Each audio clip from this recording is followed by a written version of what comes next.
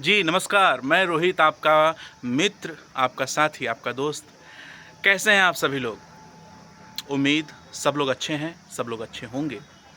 अ, ज़िंदगी का सफ़र चल रहा है और साथ में साहित्य ना हो तो थोड़ा गड़बड़-सा लगता है। इतने दिनों बाद हम मिल रहे हैं, काफ़ी दिनों बाद ये वीडियो आप तक पहुंच रहा होगा।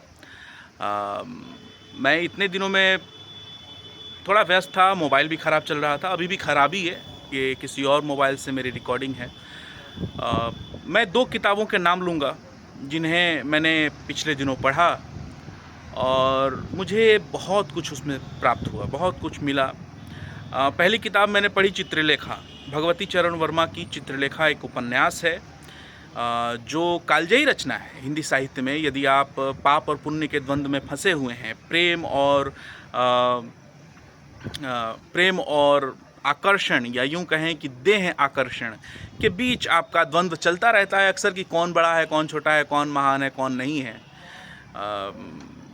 तो आपको ये किताब पढ़नी चाहिए। और क्यों पढ़नी चाहिए? पढ़ने के बाद आपको ज़रूर पता चल जाएगा, क्योंकि मैं तो अपने अनुभव साझा करूँगा ही, कर भी सकता हूँ, लेकिन उससे कोई खासा प्रभाव आपके चित्त को नहीं जाएगा, तो पढ़कर ही आएगा। तो जल्द से जल्द अमेज़न, फ्लिपकार्ट, किसी भी वेबसाइट से मंगाइए, बुक स्टोर पे जाके ख़रीद लीजिए भगवती चरण वर्मा की ये कालजयी रचना, जिसका नाम है क्या? अभी तो बताया था, चित्रलेखा। जी हाँ। और दूसरी किताब मैंने पढ़ी, बहुत शानदार, मतलब मैं बता नहीं सकता हूँ कि इतने सरल शब्दों का प्रयोग करके और 1, 2, 3 तथ्यों के बारे में लगातार बात हो रही है और इतना सब कुछ अच्छा लग रहा है।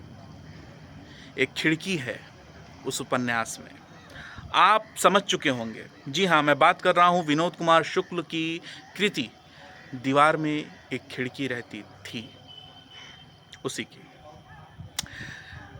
इस किताब में या इस उपन्यास में एक मास्टर साहब हैं जो प्रतिदिन विद्यालय जाते हैं, उनकी एक धर्मपत्नी है, अभी किशोरावस्था में ही है, मतलब बहुत ज़्यादा एजेड टीचर का चरित्र नहीं है इसमें। उनके परिवार वाले हैं। सबसे खास ज़रूरी चीज़ ये है उस किताब में कि उनके कमरे में एक ऐसी खिड़की है जिसके बाहर आप निकल सकते हैं, जिसके उस तरफ आप जा सकते हैं थोड़ी सी मशक्क़त करके। खिड़की के उस तरफ क्या है भाई? तो खिड़की के उस तरफ है बहती हुई एक छोटी सी नदी, तालाब,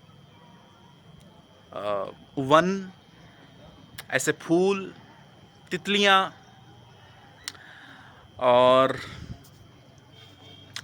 क्या है, मतलब एक हाथी है। शाम होती है तो एक अलग ही शाम होती है उस किताब में, सुबह होती है तो एक अलग ही सुबह होती है उस किताब में। प्रेम का इतना सुंदर वर्णन, इतना साधारण वर्णन मैंने अभी तक नहीं देखा था, मैंने अभी तक नहीं पढ़ा था। कई बार हम प्रेम जैसे संवेदनशील विषय को जब कहते हैं, जब महसूस करते हैं, जब उसके बारे में सोचते हैं, तो न जाने कैसे कैसे शब्दावलियों का प्रयोग करते हैं, ऐसे ऐसे कठिन शब्दार्थों का प्रयोग करते हैं जो सामने वाले को समझ में नहीं आता।